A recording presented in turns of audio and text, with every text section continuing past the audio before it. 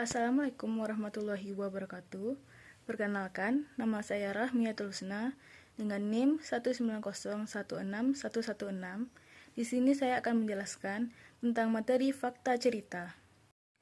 Sebuah karya sastra, fiksi atau puisi menurut kaum strukturalisme adalah sebuah totalitas yang dibangun secara koherensif oleh berbagai unsur pembangunnya.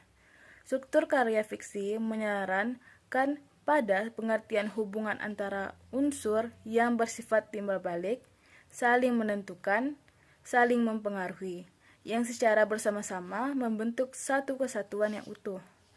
Fakta cerita merupakan fakta yang ada dalam sebuah cerita, terdiri alur, tokoh, dan latar.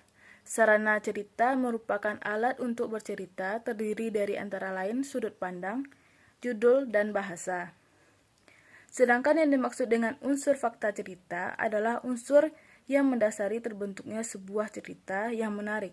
Unsur tersebut umumnya mengkaji atau membicarakan tentang rangkaian peristiwa secara kronologis dalam kaitan sebab akibat sampai akhir cerita. Unsur pembangun fakta cerita adalah unsur intrinsik, yaitu unsur yang membangun karya itu sendiri. Unsur-unsur inilah yang membentuk sebuah karya sastra menjadi sebuah karya yang indah. Unsur intrinsik meliputi tema, alur atau plot, latar belakang atau setting, tokoh atau penokohan, dan sudut pandang.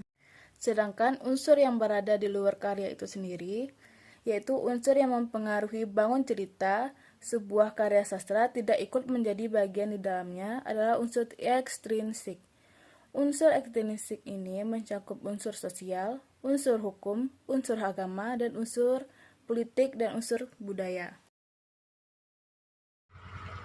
Baiklah, perkenalkan saya Silfitri Andani, NIM 1901656. Saya akan melanjutkan pembahasan tentang struktur cerpen pada buku siswa, di mana menurut Kemdikbud pada tahun 2018 menjelaskan bahwa struktur cerpen pada buku siswa yaitu sebagai berikut. Yang pertama, abstrak. Abstrak ini merupakan ringkasan atau inti cerita. Abstrak pada cerpen itu bersifat opsional, artinya boleh ada dan boleh tidak. Yang kedua yaitu orientasi. Orientasi ini merupakan struktur pada cerpen yang berisi tentang pengenalan latar cerita yang berkaitan dengan waktu, ruang, dan suasana terjadinya peristiwa dalam sebuah cerpen. Struktur yang ketiga yaitu komplikasi. Nah, komplikasi ini merupakan urutan kejadian, tetapi setiap kejadian itu hanya dihubungkan secara sebab akibat. Maksudnya, peristiwa yang satu disebabkan atau menyebabkan peristiwa yang lain.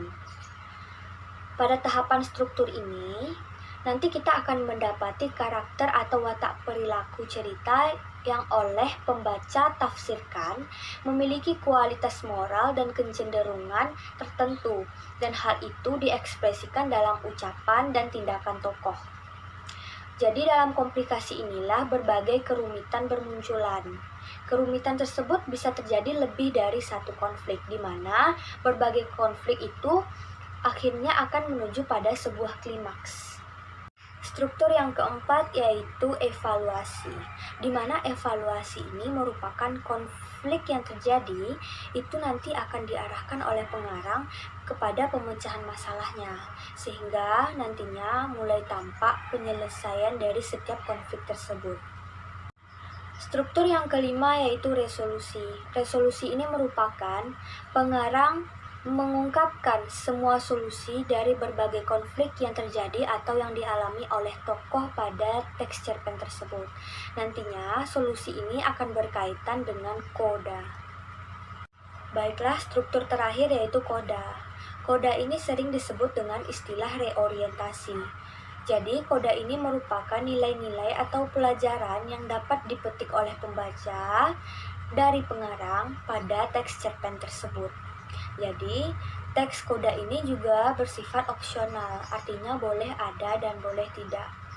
Baiklah, itu 6 struktur pada teks cerpen dalam buku siswa yang dikemukakan oleh Kemdikbud pada tahun 2018.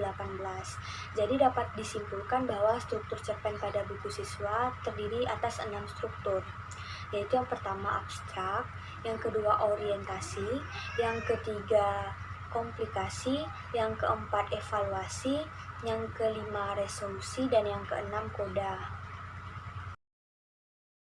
Baiklah, saya akan menjelaskan tentang struktur alur prosa dalam fiksi. Yang pertama adalah eksposisi. Eksposisi ini berupa pemaparan. Pemaparan di sini berupa penjelasan atau pengenalan. Pengenalan baik itu tokoh, latar, ataupun konflik. Sehingga setelah adanya pengenalan tersebut, timbullah yang namanya ketidakstabilan atau yang disebut dengan instabilitas. Dan karena ketidakstabilan inilah muncul karena adanya tokoh lain yang membawa masalah pada diri tokoh itu sendiri, yang akhirnya ketidakstabilan itu menimbulkan yang namanya konflik. Konflik dalam sebuah cerita merupakan suatu hal yang sangat penting, dan juga konflik tersebut merupakan sesuatu yang harus ada dalam sebuah cerita. Kemudian ada konflik. Konflik itu biasanya berasal dari permasalahan kehidupan, diambil dari permasalahan kehidupan. Dan konflik merupakan suatu hal yang penting dalam sebuah cerita. Konflik itu sendiri akan mengalami yang namanya komplikasi. Ibaratkan penyakit, ia akan menyebar kepada tokoh-tokoh lain, yang akhirnya komplikasi tersebut akan menuju titik puncak atau klimaks, sehingga inilah bagian ketegangan yang diinginkan oleh pembaca itu sendiri. Menurut Sayuti tahun 2002, konflik dalam cerita dapat bermunculan secara variasi. Konflik itu dapat berasal dari diri sendiri tokoh itu sendiri atau yang disebut dengan psychological konflik atau konflik kejiwaan. Selain itu, fiksi juga menghadirkan konflik yang berasal dari seseorang atau masyarakat atau orang-orang yang disebut dengan social conflict atau konflik sosial. Dan dari konflik tersebut berasal dari alam sekitar atau hal-hal yang berada di sekitar yang disebut dengan psychical or element conflict atau konflik alamiah. Yang biasanya hal tersebut muncul tatkala tokoh tidak dapat memanfaatkan alam sekitar secara semestinya.